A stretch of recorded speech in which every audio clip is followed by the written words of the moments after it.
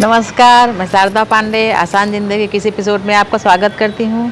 आज मैं आपको बताऊँगी पितर पक्ष के बारे में कुछ विशेष बातें। इसके पहले आसान ज़िंदगी में 2017 से लेकर अभी तक 21 तक ढेर सारे वीडियो डले हैं, आप सर्च करके देखें।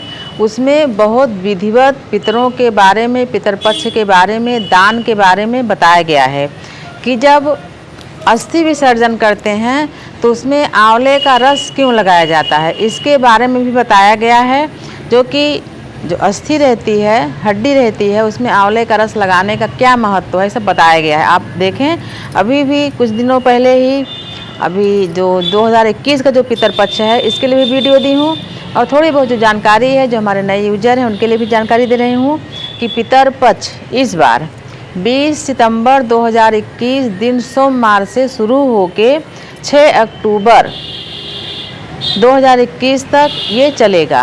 इस बार का पितर पक्ष 17 दिनों का है, 16 दिनों का नहीं। यानी कि वैसे तो पूर्णिमा से लेकर 16 दिनों का मनाया जाता है पितर पक्ष।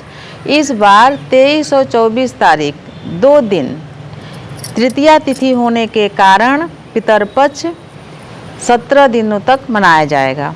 ये 17 दिनों तक अपने पितरों को याद करने का सबसे महत्वपूर्ण और सबसे शुभ अवसर होता है।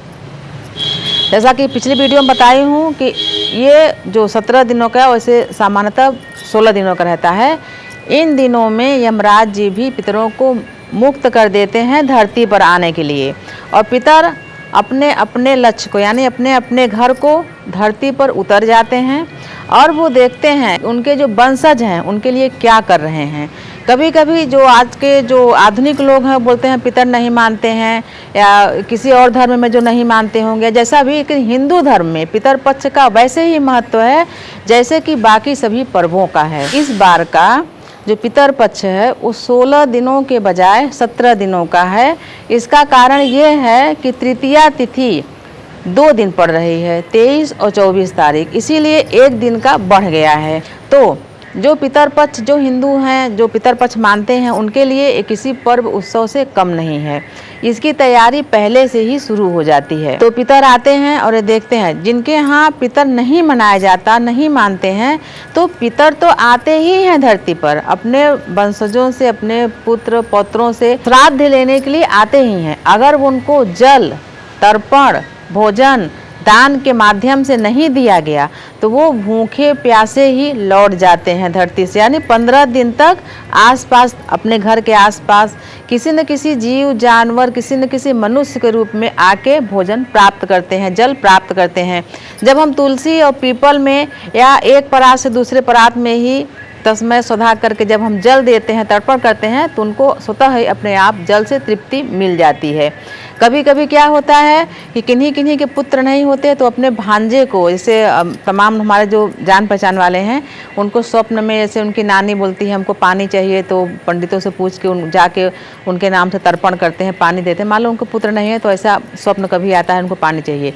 तो ये सब मान्यताएं हैं और शास्त्र के अनुसार ये सब पूजा पाठ होता है। तो मैं आपको बता रही हूँ कि पितर पक्ष में आप जैसे कि पितर बिना जल, बिना तर्पण, बिना भोग के जब वापस चले जाते हैं, तभी जो आगे के जो वंशज हैं, पुत्र पौत्र हैं, उनके कुंडलियों में पितर दोष लगता है, पितर दोष आता है।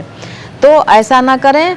और जितना भी हो सके, जैसे कि आपको मैं बता रही हूँ कि जैसे 15 दिनों का जो नियम होता है, जो विधि होती है, अगर उसको नहीं निभाते तो पितृ मोक्ष जो अमावस्या होता है उसके 1 दिन में विधिवत पूजा, दान, ब्राह्मण भोजन कराने से ही पितरों को तृप्ति मिल जाती है। तो मैं आपको बता रही हूँ कि पितर पक्ष में आप क्या करें, क्या ना करें, और कैसे पितरों को संतुष्ट करके अपने कुल को आगे बढ़ाया जा सकता है। और जैसे बच्चों का जो पढ़ाई होती है, नौकरी होती है, प्रमोशन होता है, जो इंटरव्यू होता है, इन सब जो चीज़ों की जो बाधाएं होती हैं वो पितर के आशीर्वाद से दूर हो जाती हैं। तो मैं आपको बता रही हूँ क्या ऐसी चीज़ें करें जो कि आपके घर से जो मनहूसियत है, पैसे की कमी है, बीमारी है, अशांति है, ये सब कैसे दूर होता है। तो अगले वीडियो में आपको दे रही हूँ कुछ और जानकारी। कि पितरों को और ब्राह्मणों को जब भोजन दें तो किस पात्र में भोजन देना चाहिए, किस पात्र में नहीं देना चाहिए। उसके पहले मैं आपको बताना चाहूँगी कि आप हमारे चैनल आसान ज़िंदगी को सब्सक्राइब कर लें, तो आपको सभी वीडियो पितरपक्ष के, नवरात्र के, दशहरा के सभी वीडियो आपको दिए जाएंगे। तो चैनल को सब्सक्राइब कर लें, ऐसे ही हमारे साथ बने रहें, देखते रहें आसान ज़िंदगी। तब तक के लिए नमस्कार।